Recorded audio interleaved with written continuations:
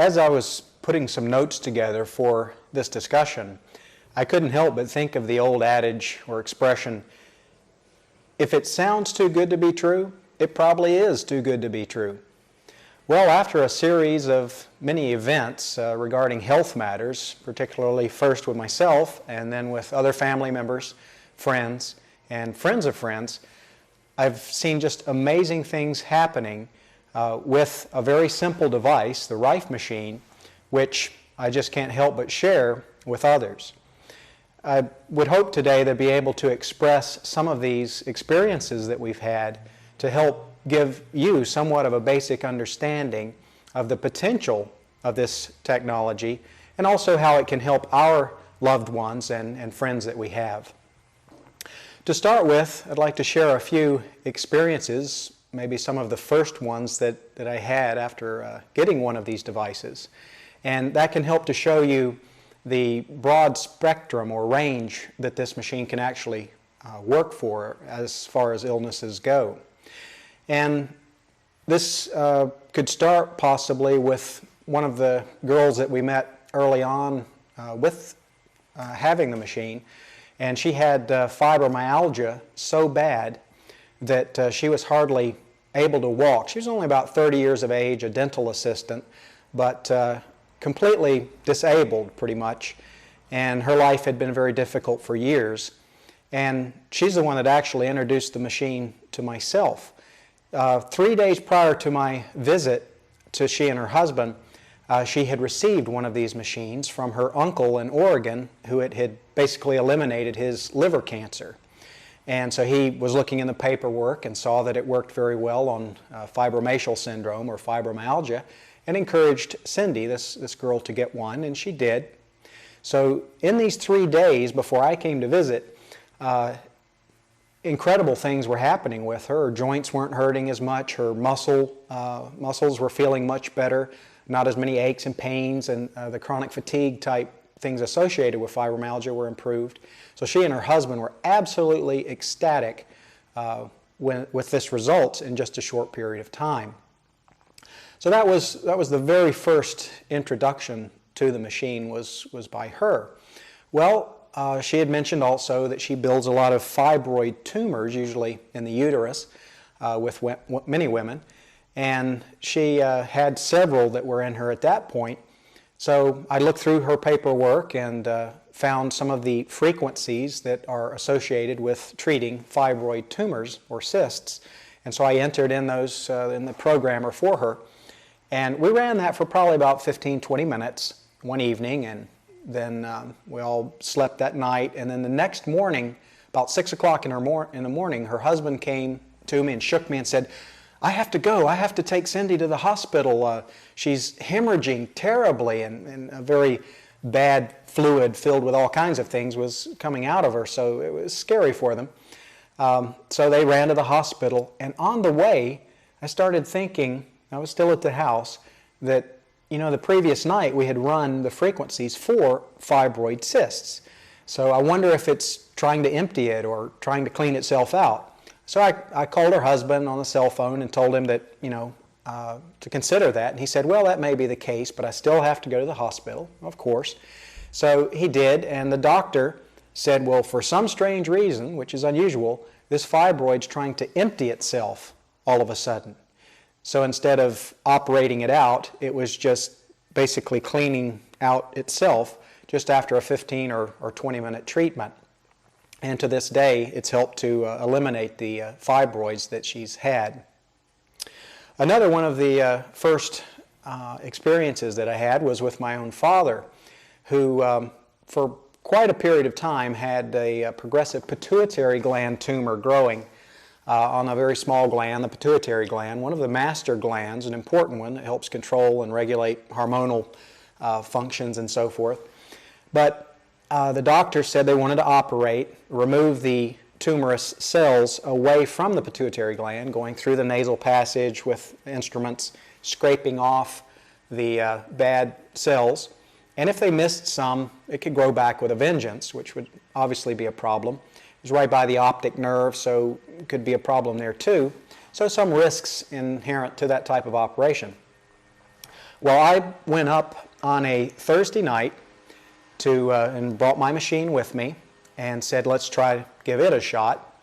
Well, for 6 weeks prior to that, he had been bedridden, vomiting from the pain and constant migraine headaches 24/7. So he was in really bad shape. And when he spoke, he had a really weak voice, kind of like the Godfather.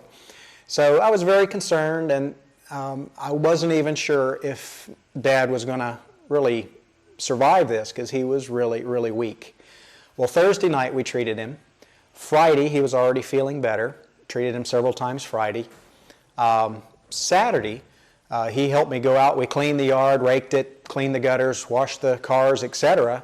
And I was like, Dad, you know, you've been bedridden for 6 weeks. Don't you think you're pushing it? And he said, well, son, I'm glad that machine has helped you, but I think that thing's helping me too. Well, the interesting part of the story was on the previous Wednesday, he had had a CAT scan of this pituitary gland tumor. And the doctors wanted to operate in basically the following week. So I was there during the weekend and we did a few treatments. And then the next week he was CAT scanned again prior to his operation. Well, the doctor, older gentleman, he said, I've been doing this for 40 years. I have never seen a tumor like this to calcify, is the word he used, or the cells to die on their own in this short of a period of time. He didn't understand. So he said, we're going to just take a look at this and watch it and see how it goes before we operate because the tumor's disappearing on its own. And that's the only treatment was the Rife machine that we were using on Dad. So Dad at that point didn't even connect it. So when he told me that on the phone, I said, well, you know, we did treat you over the weekend. He said, that's right. So he acquired his own machine and continued some of the treatments, and he never went back to the doctor again, lost the migraines, lost the vomiting and other things. And he's still kicking. So that was several years ago. Those kind of things have been most encouraging. And after I've seen, those are just some very basic examples, but on a very regular basis and unbelievably fast basis, these things occurring on such a broad range of sicknesses. The reason I actually found out about this technology was I was overexposed to cell phone radiation. And with this type of thing, it creates neurological problems, neuropathy and that. So I had a lot of fatigue for several years. I probably had, if I quantify it, would be like 10 to 15% life quality. Felt like I was close to death, very close to death 3 times. Pulse went down to about 30 and I could hardly breathe, etc. Bedridden for weeks. It was difficult, very difficult time in life. And so I saw no real light in the end of the tunnel, and with the proliferation of cell phone antennas throughout the cities in a 2-year period, I had to move 13 times trying to outrun these radiation beams. So that was, again, was very challenging. Well, this girl, the one I mentioned earlier with the fibroid cysts, she was the one that showed me the machine, and she said, you know, maybe it'll help you. Well, being electrosensitive is the name of this sickness, or electrohypersensitive, I was very afraid of it. I looked at it. It treats with radio frequency, electromagnetic fields, electric fields, and a plasma tube, similar to a neon bulb. All of those are my enemies, basically, or create a feeling of fatigue, irritability, things of that nature associated with electrosensitivity. Well, we put in, I looked through the paperwork and found that neuralgia or neurological disorders were sometimes helped or relieved a bit by using 10,000 hertz. So I entered that frequency, ran it for about 15 minutes, and it felt exactly like the opposite of what occurs when I'm exposed to an electromagnetic field or exposed to a cell phone antenna or a cell phone. And the electricity or energy felt like it was being relieved from burns mostly in the cheek area to start with, and it was being relieved. So it was a good sign, but I was still a little nervous on what the end result would be. So we only ran it for 10-15 minutes. The next morning I awoke and I felt much better, and my joints weren't hurting, muscles were better, muscle tone, and just awoke feeling generally better, and slept also. The sleep was greatly improved. Well, I kind of put it off as being, a little bit skeptical, put it off as being, maybe just a coincidence. I was in another town, maybe I was feeling better because of other circumstances. But I went back a couple weeks later for 4 days and continued the treatments, progressively improved. Every day was better and better. So I purchased a machine and continued the treatments. Well, the good thing was that it took me from the 10 to 15% life quality to about what I would say 75 to 80%. So it didn't necessarily cure my disorder, but it certainly gave me a lot of life back. And that's what's brought me here to this point. Otherwise, I certainly wouldn't be sitting here. I developed this disorder about 11 years ago, and it was very, very bad for about 5 of those years.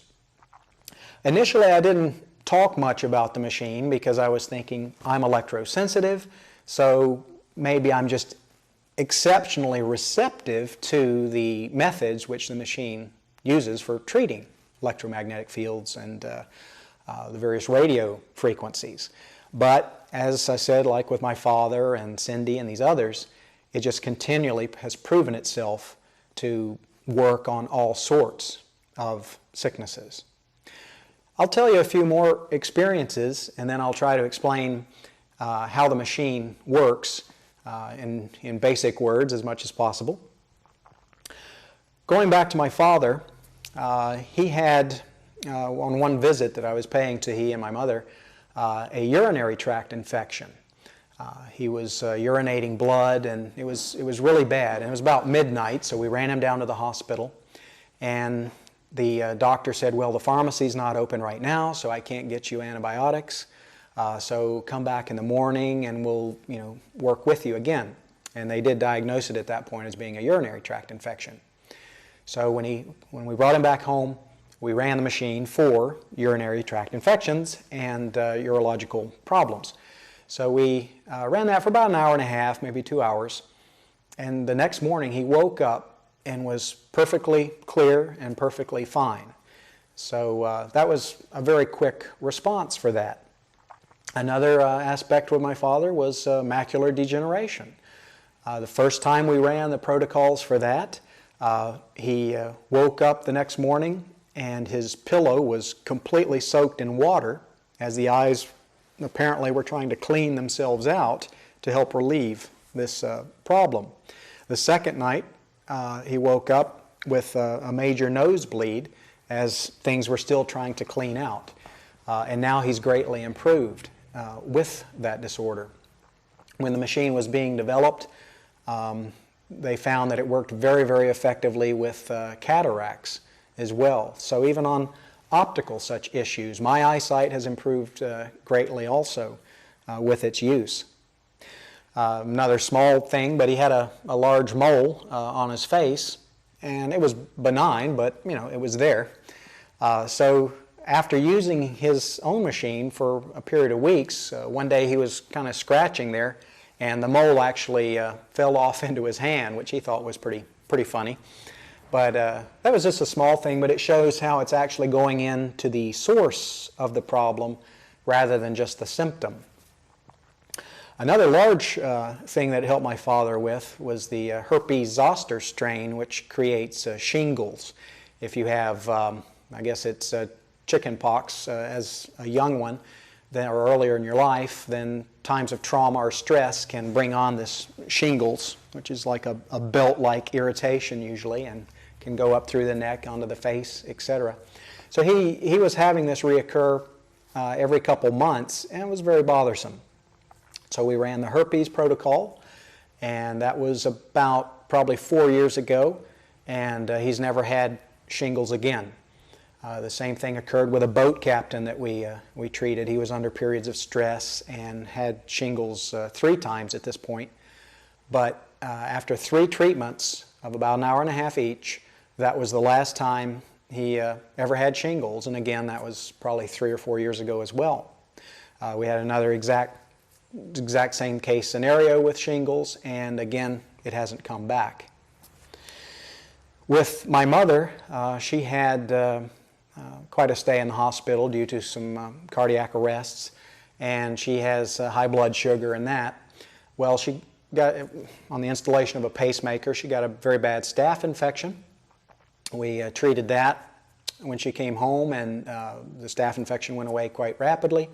But she had a very bad wound on the heel. The heel was just eating itself away. It was pretty bad looking, and even some thoughts of amputation were mentioned by some of the doctors. Well, this is an example of that the machine has to be treating the proper sickness. You can't run herpes when it's a problem with something completely different.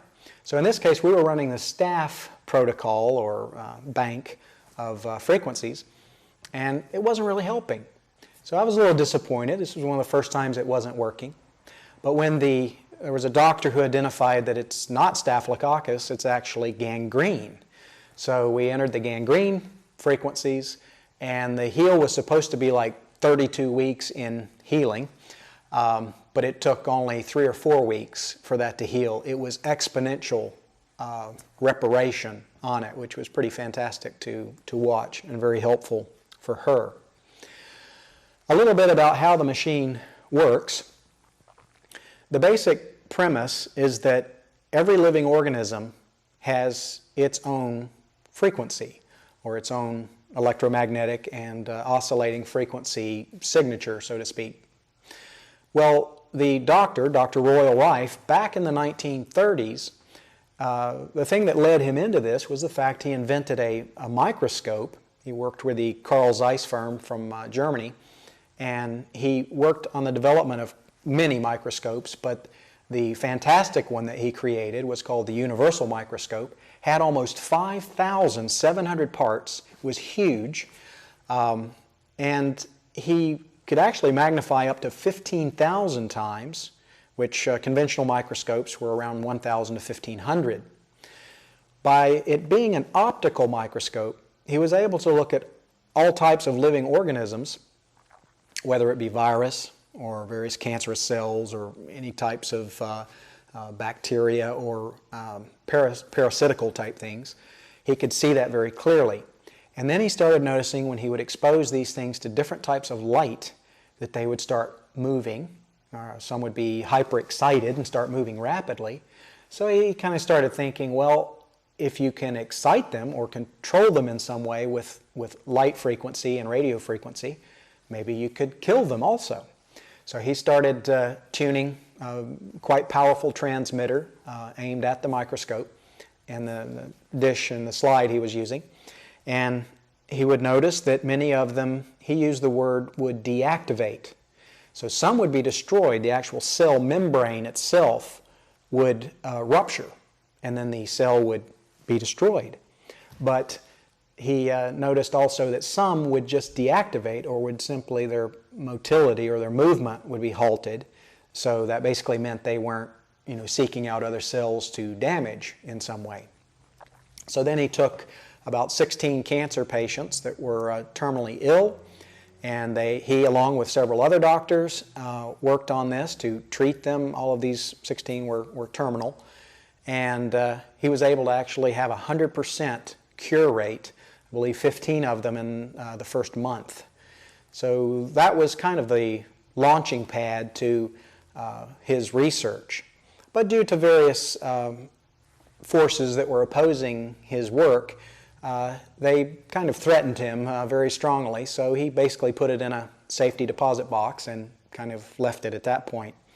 A company in Canada later and some others took up that research, started building on it, and today there's many manufacturers. Some of the machines have decent efficacy, but some do not. So as with anything, proper research and use has to be accomplished. A little more on the operation of the machine itself. An illustration that I often use that hopefully will make it a little more clear is the machine works on what's called harmonic sympathetic resonance. Again, each living organism has a particular vibration or oscillatory rate or cycles per second frequency, if you will. And the machine will mimic that frequency or broadcast the same one, which will start the cell or the organism that you're trying to destroy will start vibrating until the membrane either ruptures or, like Dr. Rife said, the cell or organism deactivates. The illustration is if you take an A tuning fork and an A tuning fork and you hit one and hold it near the other one, the other A tuning fork will start vibrating sympathetically to the first one. If you took a G tuning fork and struck it and then brought it up to the A tuning fork, the second tuning fork would not vibrate. Some of you may remember the commercial, forget what it was even advertising, but a lady sang a very high note and actually shattered a crystal glass. Well, there again, that's harmonic sympathetic resonance. Cancer tumors, cancer cells, some of those have a resonant frequency of 2,127 cycles or hertz times per second. So the machine broadcasts that frequency and destroys those tumor cells. One experience that we have that relates how this sympathetic resonance works was actually on a little Pomeranian, a dog, that weighed about 3.2 pounds when we got it. It was a friend of ours, and it had a squamous cell carcinoma tumor in the roof of its mouth. Instead of the roof being concave, it was convex. The roof was pushed out, blocking the nasal passage also, so he had to breathe through his mouth. The right eye was being pushed out. Just a really sad thing. Very, very small dog. Hair was falling out. The tail looked like a rat's tail, no hair. And when you called it, it had no response or personality. So he was on his way out. The vet said that he should be put down. And she said, well, I know you have this machine. Do you think you could help? We said, well, we'll certainly give it a try. What really amazed me, while I had little Sasha on my lap, the dog actually would start shaking and twisting its head when the frequency of 2,127 hertz was being run.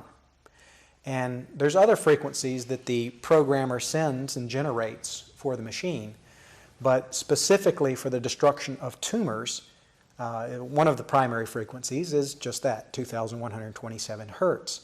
So when I would see that on the screen, that's when his head would start shaking and his eyes would start, vibrating almost independently. And he wasn't in pain, but you could see it was almost like a seizure he was going into.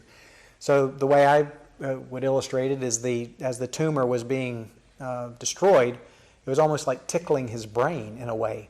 And then water started dripping from his nose. Well, after the 3 minutes passed during the program of that particular tumor destructive frequency, then he would settle back down and just relax. After a couple of weeks, his life basically turned around. He started eating again, so of course that helped his overall health. Hair started growing back. He got a personality back. We had him for about 6 months to continue the treatments, and he doubled his weight and doing great. So it was really a fantastic example while he was sitting on my lap, and the programmer got to 2,127 hertz. That's when he would start shaking and going into a little bit of a seizure-like feeling.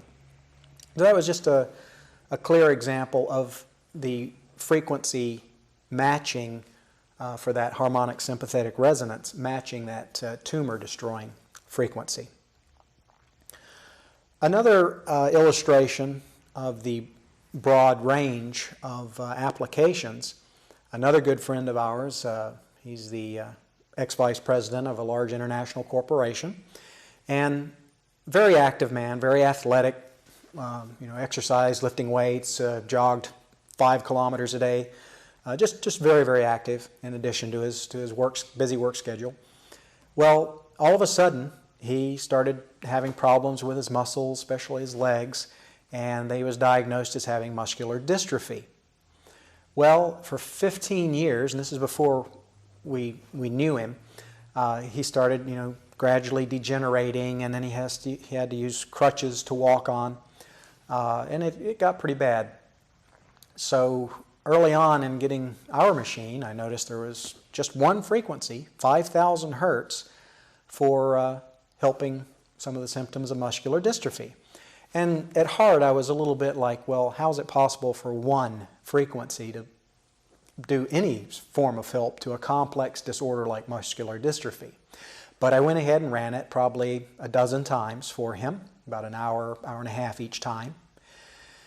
Well, when he had his Kinasis creatine levels checked before using the machine, he was 600% too high, or 6 times above the low-high normal range. So he was way up here.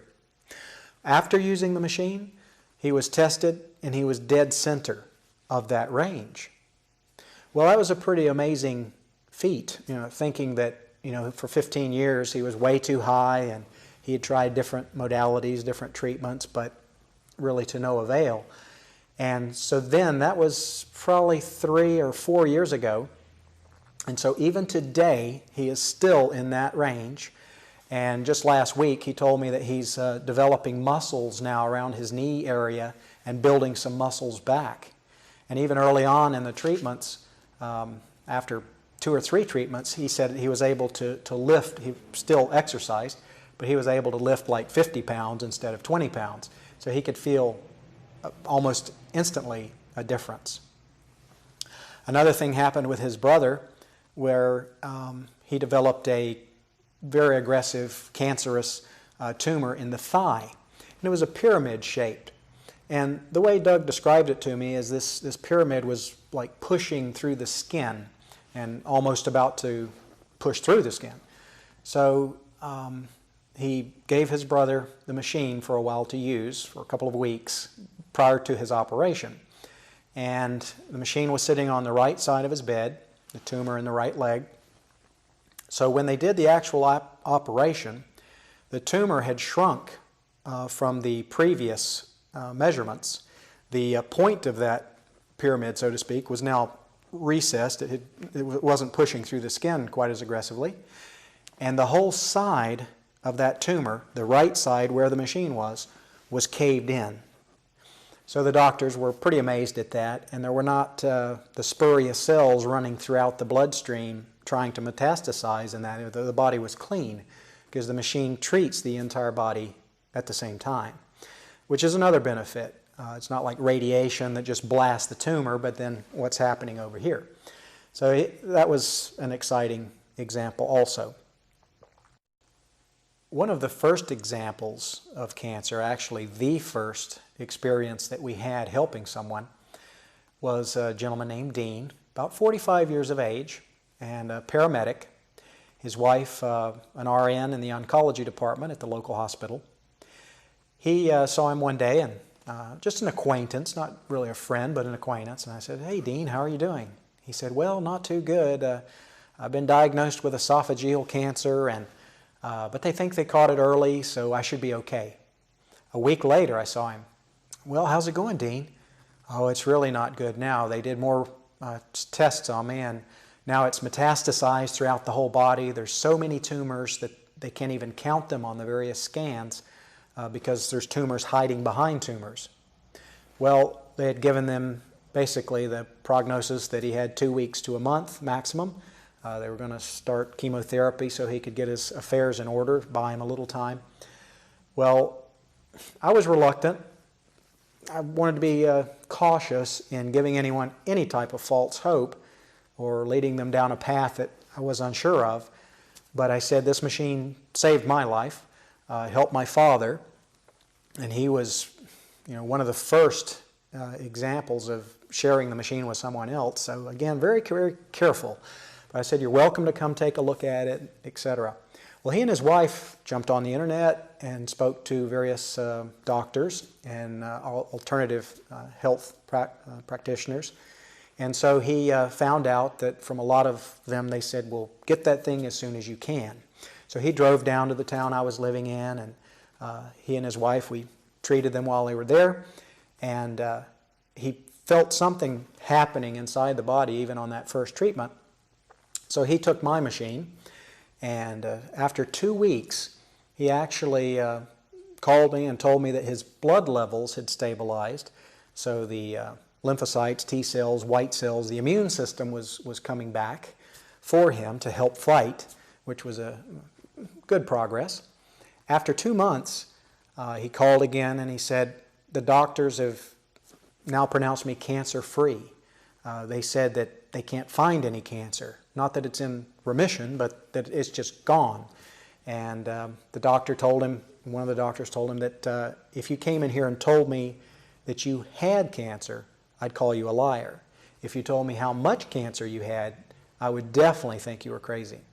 So it was a very exciting example of someone who was completely filled with tumors. And it was nice for me, of course, because he came and hugged me crying and thank you for saving my life. And his wife was, thank you for saving my husband. Not that I did anything, but it was a very powerful first experience with someone with cancer. Something we've noted is that if you are younger, like 45, the rest of the body is there for you more too, because it's not quite as old. So there's a lot of variables. It's not a panacea or a cure-all to mankind's problems by any means, but it certainly is a powerful instrument. Another example we can use is the lady that I purchased my house from. I actually rented from her initially for a 6-month period. She had had breast cancer about 3 years prior to my renting the home, and she was living in the other section of the house, and I was running my machine from the first night that I got there. And after about 10 days, I wanted to tell her about it and show it to her. So when she looked at it, she said, "Well, that must be what it is." She said, "From the first night you came, I slept better." She said, "My eyes started clearing up, the bloodshotness, my eyesight improved. I just felt overall healthier." Of course, sleeping better helps too. She said, "Ever since chemotherapy 3 years ago, I've really deteriorated, never felt exactly right, a lot of toxicity in the body and that." So just in those 10 days, even her friends started saying, "You look so much younger now, and you look so much better." Well, eventually, actually very soon after that, she rearranged her side of the house so that her bed could be closer to my bedroom wall where I was using the machine so that she could get more of the treatment. And this is through walls. Then she built her own house, bought her own machine, and hopefully she's not listening, but she looks about 20 years younger now. The skin's tightened up, hair's healthier, the whites of the eyes are now white. Pretty fantastic. And she's had a lot of fun helping a lot of her friends with various sicknesses too. Another example is one lady named Susan, whose mother was suffering from Meniere's disease, which is a disorder in the inner ear which creates like a vertigo or sensation of imbalance, dizziness. And she was having episodes, I believe it was like once a week or twice a week sometimes, and it was very irritating for her, about 80 years of age. So she asked me if the machine could help with that. I did look in the list and found Meniere's disease was listed with some frequencies to use. We entered those in, and just after a couple of treatments, she felt much, much better, and no episodes occurred for several weeks. Then we treated her again, and then it took a couple months for an episode to appear. Then we treated her again, and that was, I asked her just recently, and that was a couple of years ago now that we started with those few treatments. She's never had it again. So even on a odd disorder such as Meniere's disease. Another one of Susan's relatives had hepatitis C. She's an RN working in a nurse, got a dropped needle stuck in her foot, and she developed hepatitis C, very, very bad. Well, over a weekend, we treated her 3 or 4 times, and she did a viral count on that following Monday, and the hepatitis C viral count had dropped 30% just in those few treatments. So that's kind of the point that I'm relaying, is that over and over, consistently, we find that this machine works on such a wonderful basis, and it's a great feeling to be able to help old ones, young ones, even animals, to feel better. Another exciting aspect of using the machine for treatments has been with animals. A number of dogs we've been able to help. One dog named Chainsaw, a large white lab, developed a tumor in the nasal passage and jaw, actually a couple tumors there. And when the owner took him to the vet said the tumor's actually too large for radiation treatments, so offered to put him down right there on the spot. Well, of course, the owner loved the dog, part of the family. The dog, I believe, was about 4 years of age, so quite young, but had developed these tumors. So she had a machine, so I said, you might want to try using it on Chainsaw, the dog. And so she did. And progressively, his appetite started coming back. And then after about 2 weeks, he ran and greeted the owner's husband at the door and was all happy. So that was a good sign, making some progress. And she took him back to the vet, and the vet said, well, the tumor is much smaller now, so now we can do radiation therapy. Well, upon doing radiation therapy, they burned the whole side of the face and blinded him in one eye. So I never ever recommend to anyone to stop their current treatments, whether that be some form of chemotherapy or radiation or anything else that they're being treated with. Always recommend to continue that.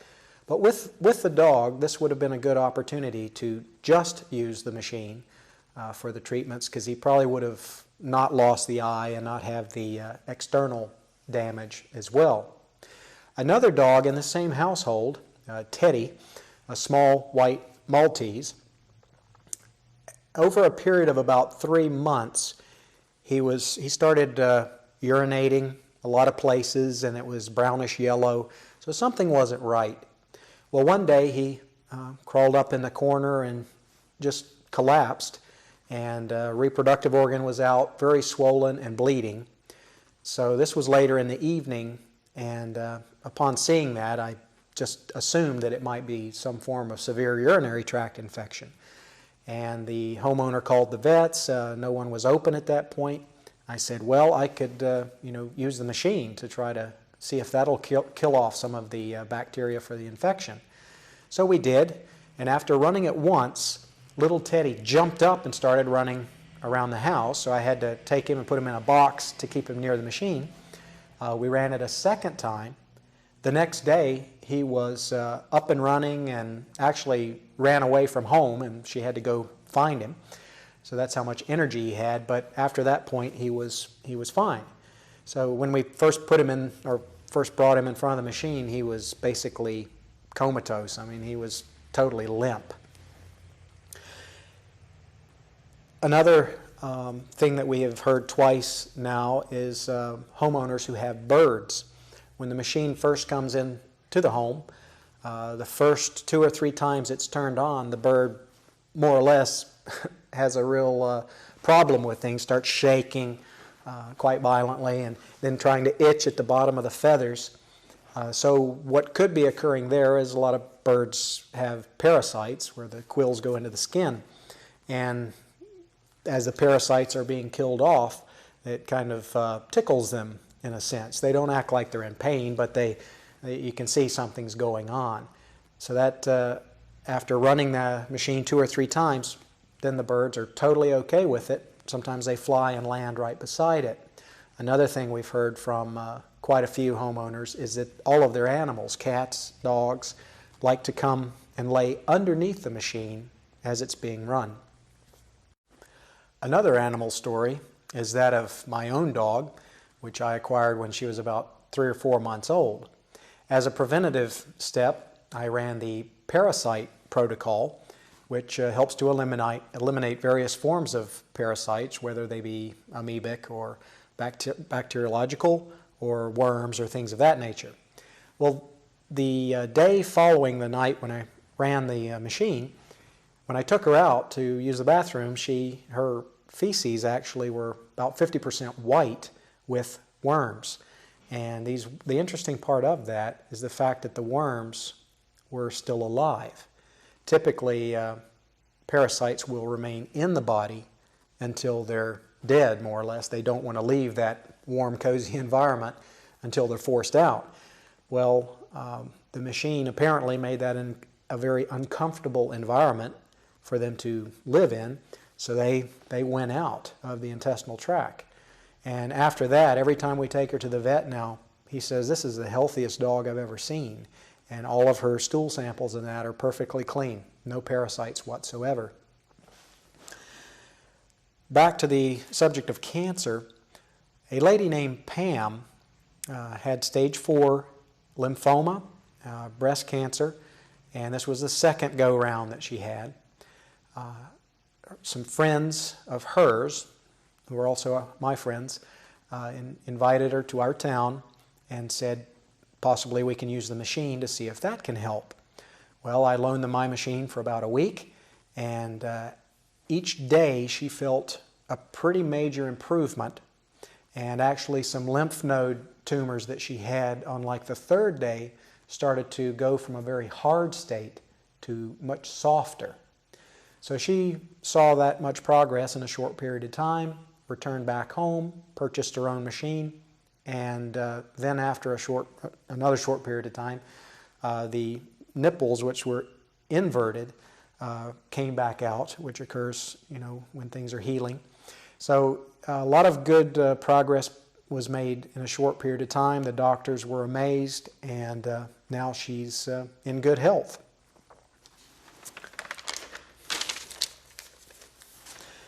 A young boy of 16 years of age had, I believe it was 8 tumors up and down the spinal cord and the brain stem. This was also his second go-round with cancer. When he was 12 years of age, spinal cord cancer, doctors removed those tumors and treated him, and radiation and chemotherapy, felt that everything was clean, didn't think it would come back. So 4 years later, it returns. His father was very, very skeptical toward the machine, but again, friends of friends brought them over, and we treated him on a Thursday night. The next day, Friday, he was feeling better, and Thursday night he slept better. We treated him Friday night. Saturday, he was out four-wheeling with his cousins, which was such a powerful sign to his father that he was feeling better, that he went ahead and purchased their own machine. And shortly thereafter, when I checked on them, instead of 8 tumors, there were only 2 tumors. And those were the ones that were very large originally, and now they were about pea-sized. So eventually those went away as well. So needless to say, that family was very excited. Another lady named Cheryl, she had a thyroid tumor, and she was doing missionary work in Ecuador at the time. So she flew back to the United States to have an operation to get that taken care of. And from what she was explaining, when the thyroid tumor reaches 2 centimeters, it's too large to operate. Hers, I believe, was 1.8 centimeters. We ran the machine for her for about 2 weeks prior to the operation, and when they took the measurement right before operating, it was 1.1 centimeters. So it had reduced substantially just in a short period of time. Again, the age of a person plays a great role in the ability for the body to heal itself, or the rest of the body, the liver, the kidneys, the lymph system, and all of that, to support the healing of cancer, for example. A direct experience of that is my own aunt, who, after living in a home that had mildew in it for quite a few years, she developed a very extreme case of lung cancer. She never smoked a day in her life, but the doctors didn't give a very promising prognosis. Well, we flew her to where we were living and actually started treating her, immediately with the machine. And only after a day or two, she started getting her appetite back. Her overall health was much better. And she started expectorating a lot of various forms of mucus. And, it wasn't painful for her, but, constantly getting that out of her lungs. But we all looked at that as a good sign that things were being killed off, the tumors were being maybe broken up, in some form, and then she was getting rid of it. Well, she made more and more progress, and then she paid one of her doctors, one of the oncologists, a visit, and he thought it was good just because he had no promise for her future whatsoever, that she was about 82 years of age and her lungs were so bad. He decided to pour what he called a mastic, or what she called like asphalt tar, into the lungs to try to keep those dead cells down in the water and things down the bottom of the lungs. Well, that was like putting a nail in her coffin, so to speak, because now we couldn't get all of those cells out. And then after that point, she didn't do as well, and eventually, a couple months later, she actually passed away. So again, it's not a cure-all for everything, but we have seen, even in her case, we saw a great improvement very, very quickly. An example of, again, using myself, I was working on my own house and fell off a scaffolding, very short scaffolding, but enough to trip off of, and fell onto a steel bar with my rib cage. Broke 3 ribs straight across, very painful to say the least. And I crawled into the house and turned the machine on to 10,000 hertz, which helped to relax the nervous system. The pain was definitely still there, but it did give some relief, and put a bandage around there to hold things in. But my friends kept telling me, well, can't your machine help you, fix those ribs? And here I was, after many, many examples of wonderful things happening with the machine, and I was like, how can this machine possibly help put my ribs back together?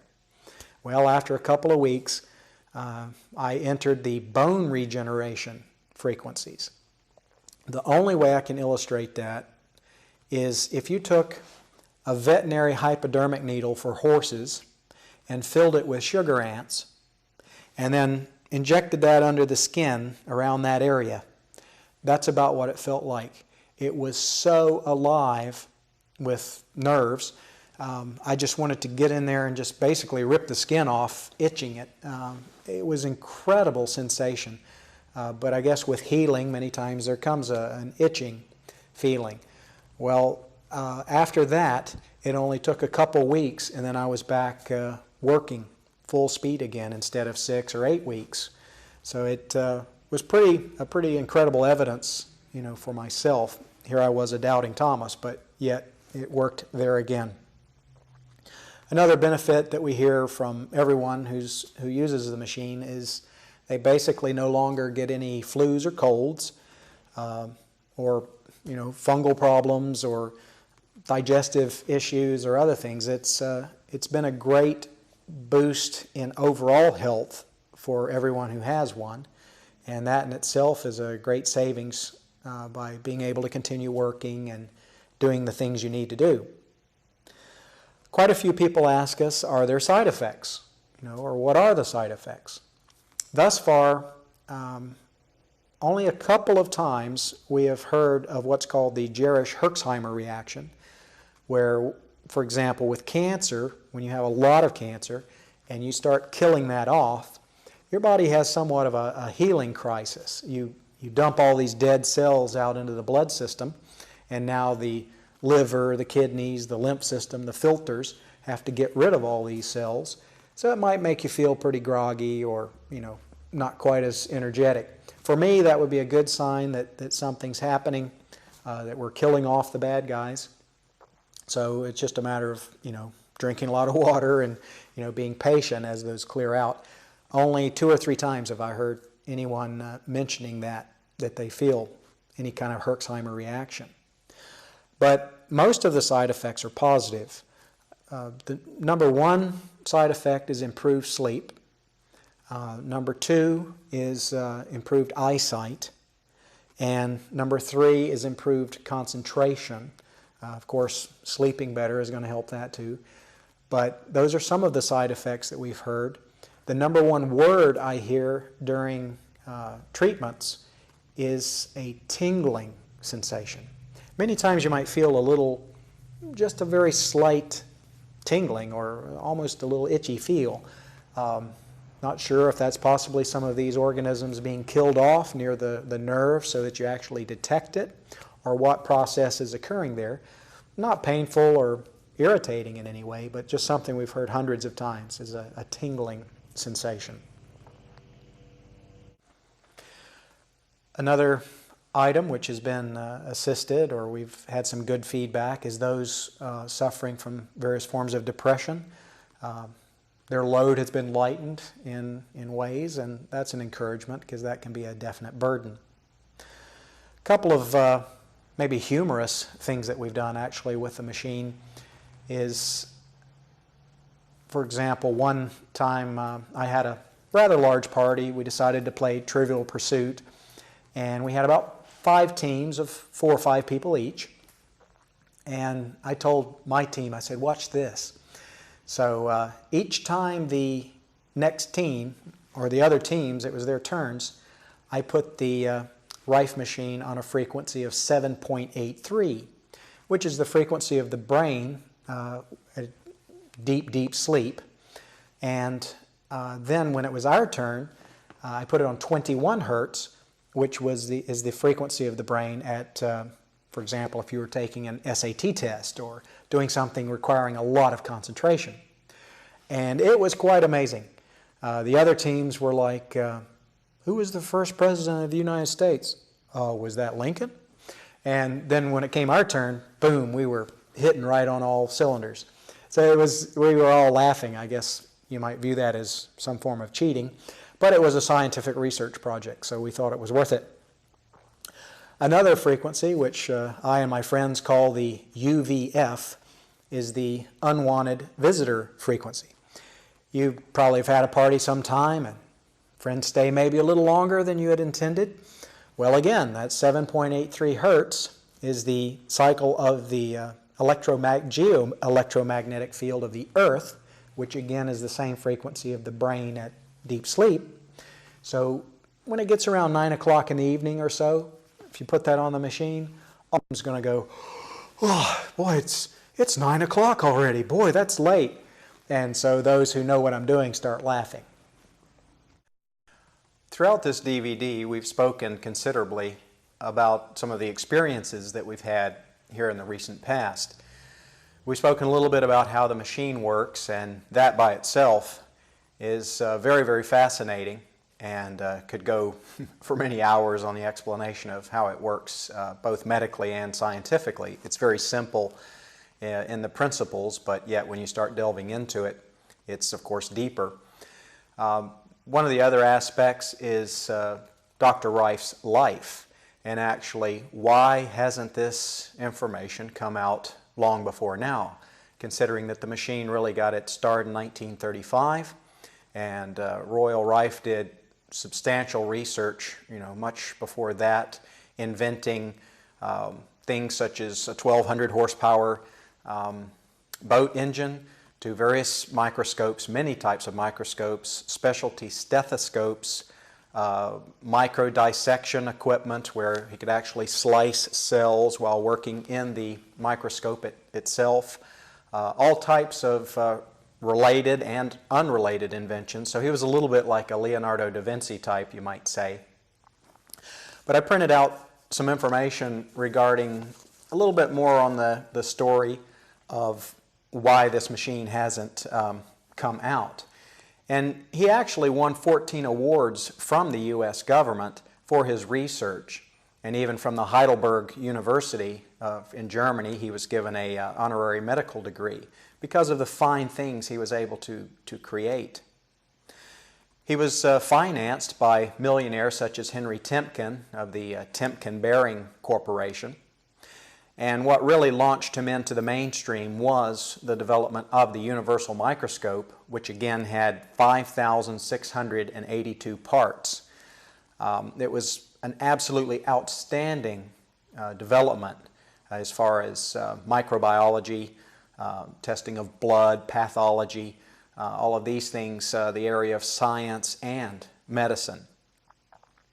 He could see things that were never seen before. In fact, he was the first one to see a live virus. Today's electron and photon microscopes, they actually bombard the item being looked at with electrons, which kill the microbe, so they're not able to see what effects different lights or different frequencies have on it. So that was really the launching pad, you might say, to the Rife machine. Well, while looking at bacteria and viruses, Rife noticed that they actually gave off a distinct color, a distinct light pattern.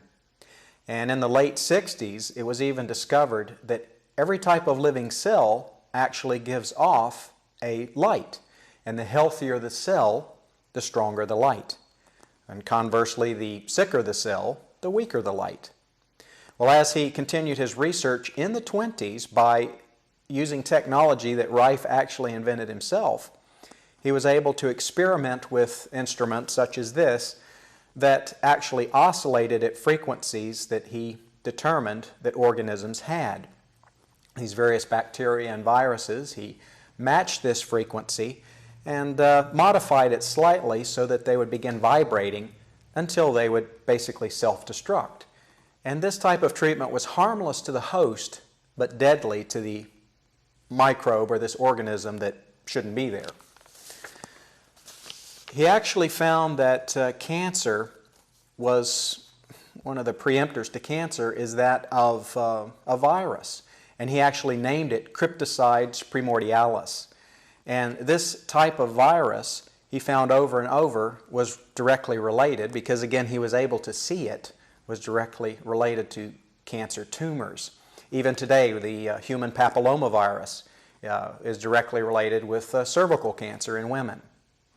Well, he took this Crypticides primordialis and actually injected it into 400 lab animals, and then he treated the 400 lab animals and removed all of the tumors. Then he worked on other diseases, herpes, spinal meningitis, all types of other things that he also found to be very, very effective. A book that might be interesting reading if you want further information is by Barry Lyons, The Cancer Cure That Worked, and that gives a little more insight to such things as being discussed here. When Rife went public with the information that he discovered and how effective this actually was, the University of Southern California wanted to join forces with him, and they actually sponsored a special medical research team to evaluate this new modality on the terminally ill. After 130 days, every single patient recovered with no side effects to the treatment. So again, this type of treatment was, in this case, 100% effective. The head of the AMA at that time, excuse me, actually came to visit Rife in San Diego. Pictures were taken. This is the San Diego Evening Tribune back on May 6th, and they took these pictures of this meeting that was had with Morris Fishbein and Dr. Rife himself. So he was really on his way to a Nobel Peace Prize with all of these studies. Now the question is, why can't we find more information on him today? Why can't we locate more information on his studies and this research? And most all of this has disappeared throughout time. In fact, from 1934 to 1939, there were many doctors throughout the country that were utilizing Rife's machine. But due to pressure from various directions, they were forced to stop using the machine. Many of their offices were broken into and the machines were confiscated. Even Rife's microscope was stolen. And soon afterwards, his laboratory went up in flames and his records and research were completely destroyed. At a similar time, the Burnett lab in New Jersey, who was trying to validate his work independently, that lab burned to the ground also. Dr. Milbank Johnson, who was a very strong supporter of Rife and his research and also trying to validate it and prove that it was true, he was poisoned and died. Dr. Nemes, who was duplicating Rife's work just 40 miles away from Rife's laboratory, was killed in a mysterious fire that burnt his lab and all of his research work. Rife's closest associate was given a grant for $200,000, and Rife never saw him again. People that had worked closely with Rife denied even knowing him. Well, the problem with all of this is that Rife really sunk down into a deep depression from this, because here he had not necessarily a cure-all to all problems medically, but he had a giant step for helping people with all sorts of disorders. And so now he saw that this wasn't being allowed to happen. So he went down really, really far, and every time he tried to pull himself back and try to duplicate some of his research, he was harassed and hounded to stop and threatened. And finally, his life was ended by an overdose that was administered to him in the Grossmont Hospital in San Diego. Some of the newspaper articles that showed some of his work, this is from November 3rd, 1929. A lot of these have to do with the various microscopes that Rife developed. Here it's from the San Diego Union. Local man bears wonders of germ life. New apparatus unveil hidden microbe universe to the human eye. And another invention he brought to the world is the microcinematograph, where he could actually take various frames in a moving picture format to see the motility of these various microbes. So again, that aided in the destruction of those organisms as well. Another from December 4th, 1931, San Diegan supermicroscope gives first view of filtered bacteria. So again, Rife being stated as this instrument praised as new aid to science. So a lot of excitement. Filterable germ forms seen with new supermicroscope from the Science News from December 12th, looks like 38. Then a conference, or actually a banquet, that was held at the Milbank Johnson estate. And Milbank Johnson was a very, very helpful man for Rife financially, but also supporting him in many aspects with his various developments. And here we see a group of 41 doctors were invited to his Milbank estate. And this newspaper article that had this picture, Science's latest strides in war on ills disclosed. So it was really huge news for them to have this type of treatment available, and the microscope to be able to see how this worked. Point Loma scientist honored at dinner, more articles regarding that. The San Diego Police Department also gained great respect for Rife in the area of forensics and being able to see the microbes and various elements in the scientific detection methods. The micro camera was used again for the police department. And from a virus discovered from the news press, a virus discovered by a laboratory technician in San Diego may solve cancer problem. And eventually, Rife, as he passed away in 1971, a very small article, Scientific Genius Dies, Saw Work Discredited. So even they recognized that something wasn't right. And Dr. Johnson, Milbank Johnson, when he was getting ready to release the news about these wonderful findings that he and Rife had, he dies suddenly. So he was actually a member of the American Medical Association, the Southern California Medical Association, and the Los Angeles County Medical Association. And he was president and chairman of many different organizations, both financial, medical, and charitable. Some of the other pictures that are available of the universal microscope that Rife created. This is the one that has almost 5,700 parts. We'll provide closer pictures of these. And the San Diego Evening Tribune, dread disease germs destroyed by rays, a claim of San Diego scientist. And apparatus of San Diegans seen as boon to medical world.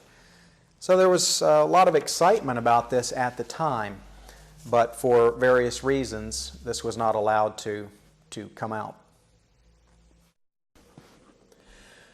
I put together a few notes to give a basic idea of our mission or our overall plan for the Rife project. Our real desire is to resurrect Rife's work. This is not based on the desire to recreate all of his papers and the theoretical ideas that he came up with and use the available documentation to recreate all of his studies necessarily. But it's based on the fact that we've seen such incredible evidence today of how his ideas worked. And we can use a lot of the documentation that is available to help us to accelerate our learning curve. But we need to continue with that. When you think about the fact that in these various examples, these case histories that we've provided now, the fact that these were not performed in a clinic, they were not performed in a controlled environment.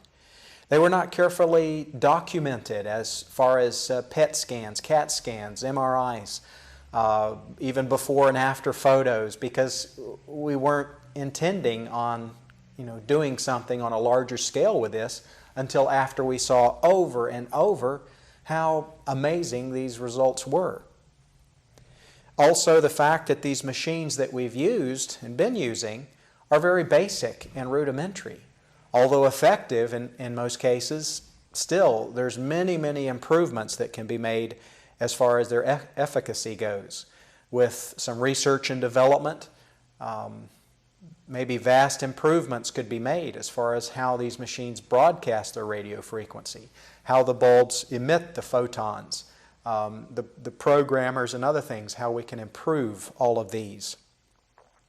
Almost all of the cancer experiences that we've had have been with individuals who basically as their last hope, because they couldn't find, radiation wasn't working, chemo wasn't working, then they started looking for alternatives, then they found the Rife machine. So here their bodies were very toxic from interferon and from various chemotherapies, and the radiation, which creates an extreme amount of damage on the cell tissue. So here their bodies were tired and worn out, weak and distressed. So imagine, treating ones, maybe in connection with some of those treatments, but treating ones whose bodies are stronger and healthier. Most of these treatments were not administered with a strict regimen as far as when the treatment should be done, how many treatments should be given, diet, supplements, and the like. So here, it was not a controlled study. It was not a massive multi-million-dollar double-blind study on how the machine works. It's just experiences that we've had on real people in real time. So here we've had all these things going against us, but with all this success. Well, there's thousands of groups like ourselves around the world, very many in the United States, who have probably had very similar experiences. So if all of this information could be collected to be able to learn from one another, that could be a tremendous boon for this technology. In other words, we feel very strongly that this machine, these devices, are world-changing. They really need to be available to people of all sorts with all these various illnesses that are actually affecting their daily lives and how they're caring for their families. So we have a lot of heart motivation to help these ones, and the excitement of being able to help is quite a beautiful combination. The devices that are now available can range from a multitude of various do-it-yourself type instructions that are provided on the internet, and many of these are may be questionable in the way that they work or possibly do not work at all. There's also contact devices, which in my own opinion limit the actual area of treatment to a specific spot, which may be quite effective when it comes to certain types of tumors or possibly with parasites, things of that nature. But as they have no photon light emission, they have limited radio frequency treating the entire body, which like in the case of metastasized cancer cells, is an important aspect to treating someone. Also, there's not a great deal of stimulation for the immune system through these contact type devices, and you can't treat hundreds of people in one time as you could with a machine such as this. So we feel the best machines that are available are similar to this one with the photon light emission, a programmer which will run many frequencies in a list, as opposed to setting the dial, running that frequency for 3 minutes, setting a timer, the next frequency for 3 minutes. It needs to be simple. It needs to be very easy, and then people will actually use it. However, the best devices cost around $5,000. Well, that's out of the reach for many families, even in the Western world, but especially those in developing nations. So again, our desire is, along with a group of scientists, radio technicians, doctors, we'd be able to produce a very durable and portable, adaptable machine that's at a price that virtually every family can afford. We have many, many thoughts as to design features, basically a military-grade plastic cabinet, briefcase size or smaller, multiple voltage settings or automatic voltage changes for portability, internal cooling that's improved so that while treating ones in Africa, for example, or South America, then there's not the heating issues associated with electronics. So there's lots of ideas that we have there to improve the machine itself. But the primary point is to make it affordable. Now, there will still be areas of the world where someone cannot afford any type of machine. So possibly even in those areas, we'd be able to set up a basic clinic, which would be self-sustaining. In other words, each treatment might cost under $1, but that accomplishes a couple of things. It shows the individual that there's a value associated with it. It's not just free and taken for granted, but it also pays for the clinic to operate. I've personally witnessed incredible results, and this is just with people that are in my circle of family, my parents and others, friends and friends of theirs, and animal friends as well. So it's a very small part of the globe, you might say. But yet, it's been an absolutely incredible journey. And at this point, that's why we simply, our hearts won't let us keep it in. We have to do something with it. So we're looking for people who are able to put projects such as this together, both the financial backing, but also the wherewithal to make things happen, simply. And that's what we would like to be able to partner up with. I can only imagine the excitement on such a grander scale if we were reaching out internationally to be able to help people around the globe with all of these various sicknesses. It would be extremely exciting and helping millions and eventually billions of people. So if you have more insight, if you have some ideas or more questions, please feel very, very free to get back in touch with us. Thank you very, very much for your attention.